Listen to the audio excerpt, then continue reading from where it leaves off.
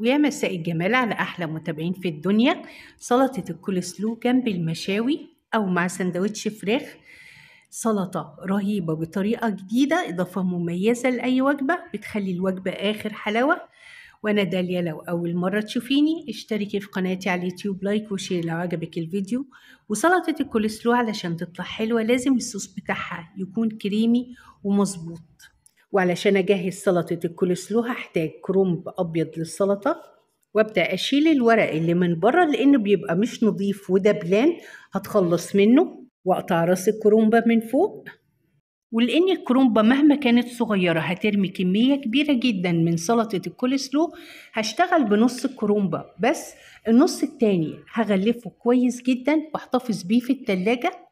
وبنقطع الكرنب بأكتر من طريقة، ممكن نحطه في محضرة الطعام، ممكن نبشره، وأنا بستسهل وبقطعه بإيدي. بمسك نص الكرنبة ببدأ أقطعها بالطول وبعدين ألفها وأقطعها بالعرض. ولأني ورق كرنب السلطة بيبقى لازق في بعض قوي، صعب إني أغسله، ببدأ إني أقطع ورق كرنب السلطة الأول قطع صغيرة، وبعدين أحطه في مية مع إضافة معلقة كبيرة من الخل عشان نحافظ على صحتنا وصحة ولادنا. وبإيدي بعمل موجة بسيطة جدا في المية عشان أتأكد إن المية وصلت لكل ورقة من ورق الكرنب. وبعدين أصفيه في مصفى ضيقة واشطفه كويس واسيبه يصفي ميته. وفي الوقت اللي فيه الكرنب بيصفي ميته هجيب جزراية متوسطة الحجم، هشيل القشرة الخارجية بتاعت الجزرة وابدأ إني أبشرها.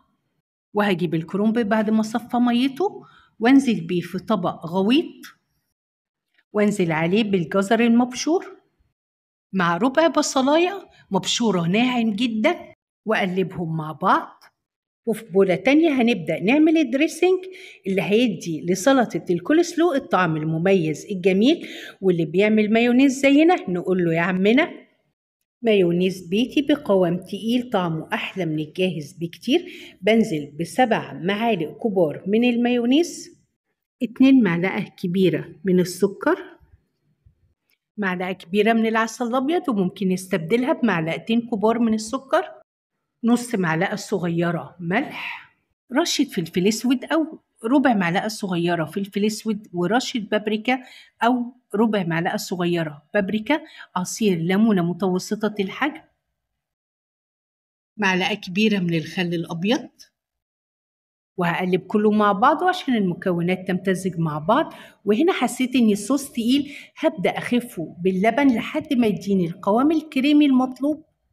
وضفت اول معلقتين لبن وقلبت كويس، وحسيت ان القوام لسه تقيل، ضفت معلقتين كمان عشان اخف القوام ويبقى كريمي وناعم. وانزل بيه على الكرنب المتقطع والجزر والبصل وابدأ اقلب كويس. ولأن سلطة الكول سلو أصلا بتبقى مسكرة، فكمية السكر اللي بتضيفيها بتبقى على حسب الرغبة.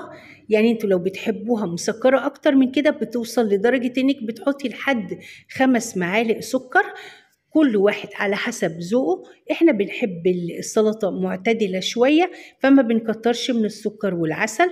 ولأني راس الكرنب رمت لي ورق كتير، فأنا الدريسنج بتاعي كان فيه مايونيز كتير، كميات كبيرة من كل حاجة.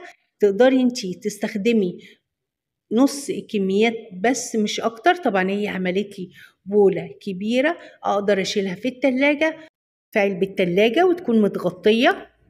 والكول سلو بتجهزيها قبل الاكل على الاقل ب6 ساعات، يفضل لو تبيتيها في التلاجة لان الدريسنج بيبقى فيه خل وليمون بيعملوا على تسوية الكرنب والجزر، فبتروح القرشة بتاعة الكرنب شوية بيبقى كأنه مستوي.